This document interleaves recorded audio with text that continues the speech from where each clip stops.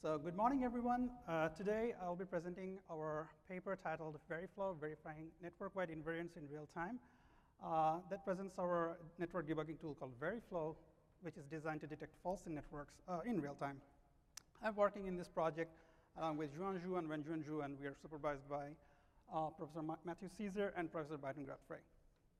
So, oops.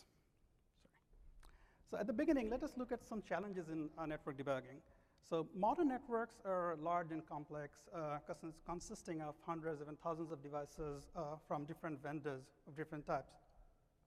Now, complex interactions between these devices running different control plane protocols makes network configuration quite a challenging job for network operators, which often leads to misconfigurations. Also, there exists unforeseen bugs that may be present in network software, which are very difficult to detect before the software is deployed into the network. And it is very difficult to test the large network state space, and it is very difficult to exhaustively test every possible event scenario that can occur into the network when the network is in operation. So these misconfigurations and bugs affects network operations in different ways. They can allow unauthorized packets to enter a secure zone into the network, and also make services and infrastructures prone to attacks, such as DOS attacks or injection of malware. And these errors makes critical services unavailable, affecting network performance that results in customer dissatisfaction and reduction in revenue. That is why network operators usually deploy some form of traffic monitoring and network debugging techniques to keep their network free from errors. Now, there exists different debugging techniques and traffic monitoring techniques currently in place. First of all, we have traffic and flow monitoring techniques, such as those software based on Cisco's NetFlow. And they're quite useful in detecting traffic anomalies in the networks. However, a more systematic approach is configuration verification, where we can take the configuration files from different network devices and run check on those to detect faults in networks. However, in one of our earlier works in SIGCOMP 2011 Anteater, we showed that this configuration verification technique suffers from some limitation. As in this technique, we use the configuration as input, and the rest is predicted. This configuration verification cannot accurately model the actual dynamics of the network. So this prediction is difficult, and also present of multiple configuration languages and different control plane protocols running in the network makes the job of prediction even harder. And this prediction process also misses some implementation bugs that can be present into the control plane software, affecting the data plane state only. That is why, in our group, we focus on data plane verification. So in this technique, we use the data plane state as input, and we predict the network behavior from that. However, in this case, the degree of prediction is much less, and we are closer to the actual network behavior. This technique allows us to perform unified analysis for multiple control plane protocols and look for bugs in the control plane software that only affects the data plane. This data plane verification technique has shown potential in some of the recent works on network debugging. There was a work called FlowChecker that used binary decision diagrams to model the network state of an open flow network and then run checks on that particular model. Then we have our earlier work Anteater and work from Stanford University header space analysis, which were used on real networks, and they were able to find real bugs using this data plane verification technique. However, these works are slow in reacting to network events, as their running time varies from a few seconds to a few hours. So these works detect a problem after the problem has already damaged the network. So this brings us to the motivation of our current project, VeriFlow, where we try to answer the question whether it is possible to verify network-wide invariance in real time. So in order to check every update to the network as the network state evolves, we need to ensure that we can check those updates very fast, very quickly, before they reach the data plane.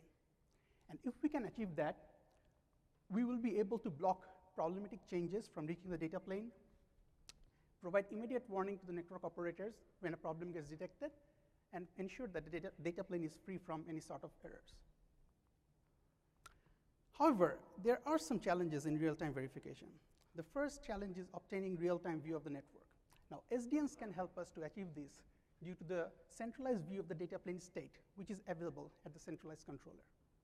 The next challenge is the verification speed, and unfortunately, the off-the-shelf techniques are not fast enough to be used here.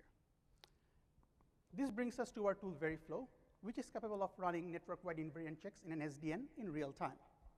And this tool is capable of checking key network invariants, such as routing loops, black holes, violations of access control policies, and also allows to write custom invariants, custom query algorithms.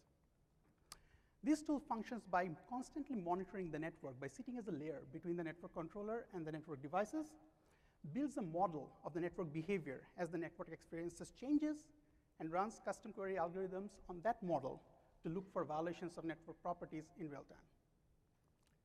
Let us have a quick look of how Veriflow operates. Whenever the network controller sends a new rule to the network, it is intercepted by Veriflow. Then Veriflow generates a set of equivalence classes, a set of packet sets that are going to be affected by the new rule. Details of these equivalence classes will be explained in the next 2 slides. Once the equivalence classes are generated, for each of the equivalence classes, we generate individual forwarding graphs, modeling the forwarding behavior of each of those affected equivalence classes or packet sets. And on those forwarding graphs, we run custom queries to look for problems.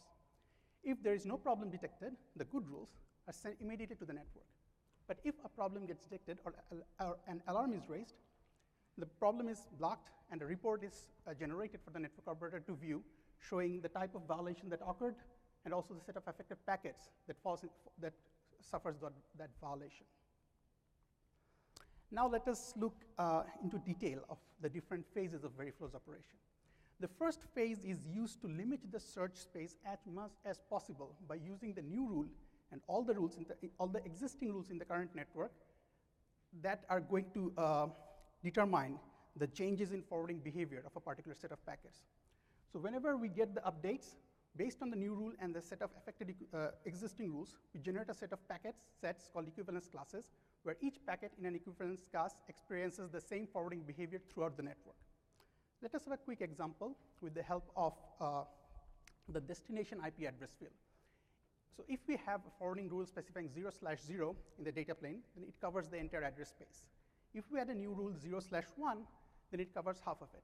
If we add a new smaller rule covering smaller range, 64/3, even a smaller range gets covered. Now in this example, if this is the given data plane state, then we have 4 different equivalence classes. Now what Veriflow does, always focuses on those equivalence classes that are covered by the new rule and ignores the rest. In this example, I only used 1 field, so it looks simple, but actually it is more complicated due to the presence of multiple header fields in the packets. And we deal with this with the help of a tri-data structure that helps us to efficiently compute the affected equivalence classes spanning multiple fields.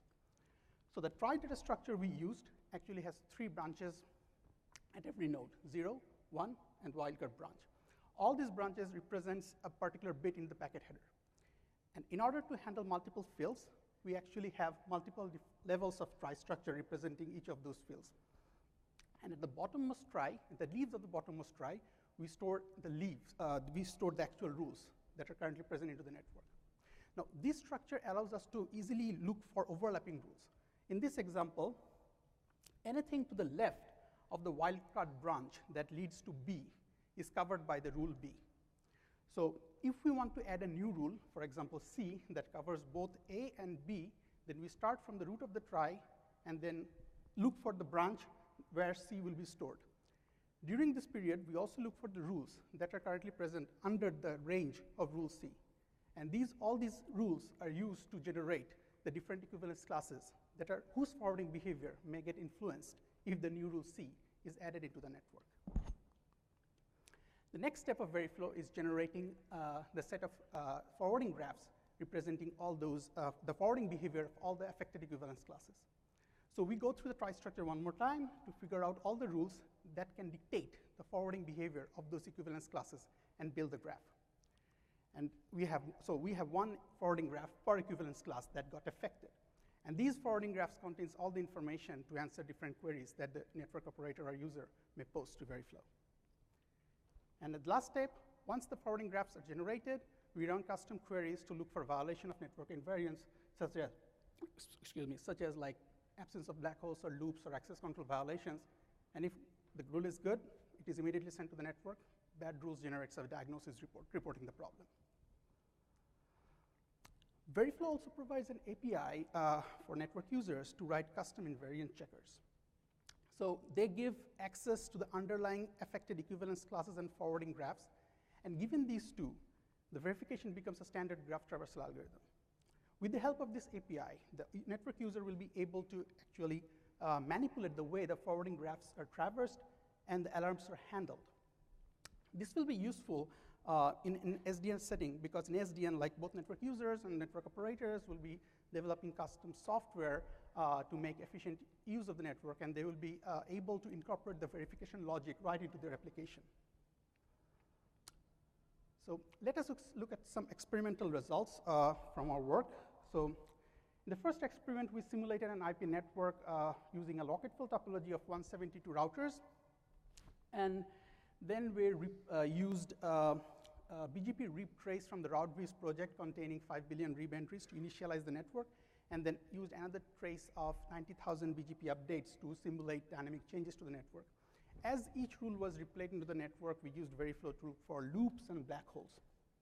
And we micro-benchmarked Veriflow's different phases of operations as we ran that experiment. In the first plot, we show CDF of the running time of different phases of Veriflow.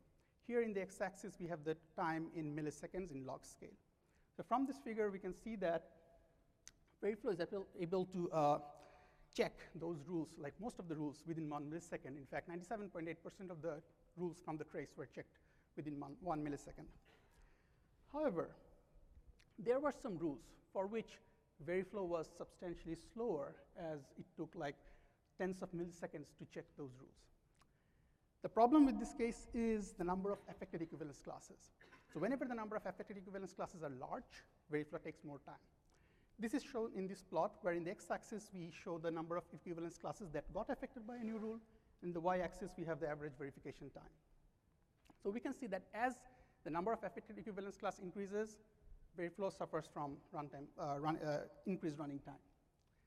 Now, these number of ECs strongly represents affects Veriflow's running time. However, we saw that these cases are quite rare in the data trace. However, even if we have this large number of equivalence classes, what we can do, we can run checks in parallel and maybe like check the rules without blocking the rule to be sent to the network in order to ensure, not to disrupt the network. In the next experiment, we emulated an OpenFlow network using Mininet, and we used the same rocket-full topology, 172 switches, and attached a single host to every switch.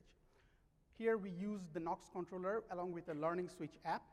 And what we did in the host is each host was initiating a TCP connection to a random host, having a configurable delay between 2 consecutive TCP connection attempts. So in this experiment, whenever a host was sending a TCP sync packet to the first switch, the switch, not being able to, due to the absence of a specific flow rule in its flow table, sends a packet and message to the controller saying that I don't know how I should forward the packet.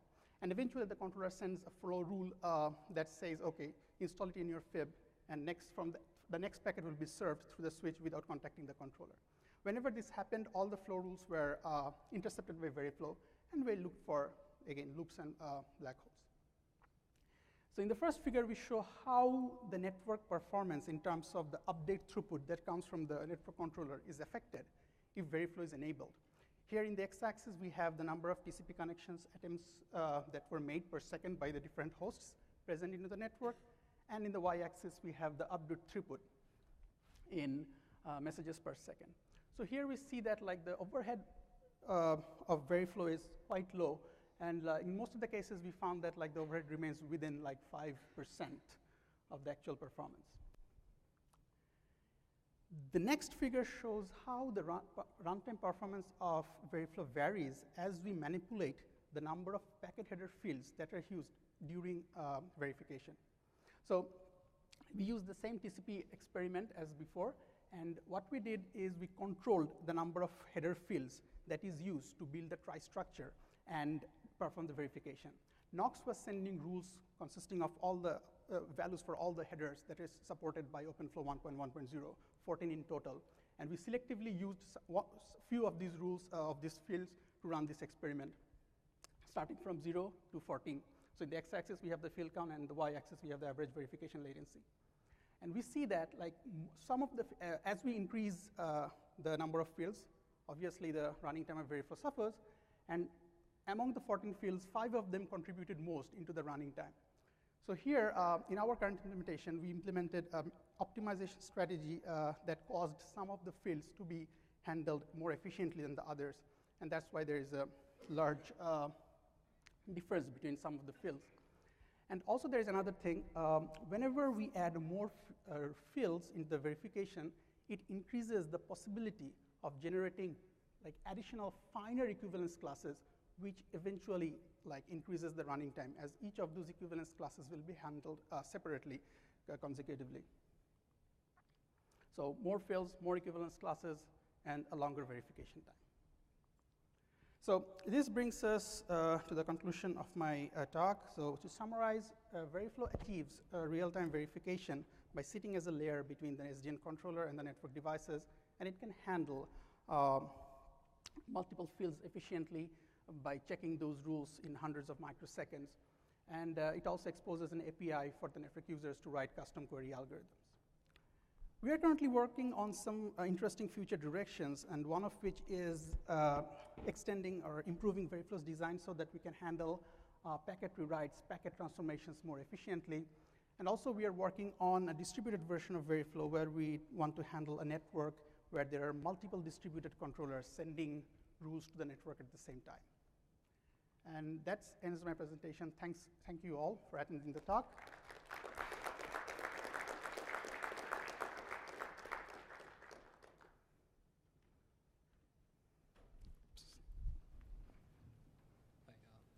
Sanjay Rao from Purdue. So I'm wondering how general your approach is. Like, what is the class of errors that it can find? Are there types of configuration errors it cannot detect?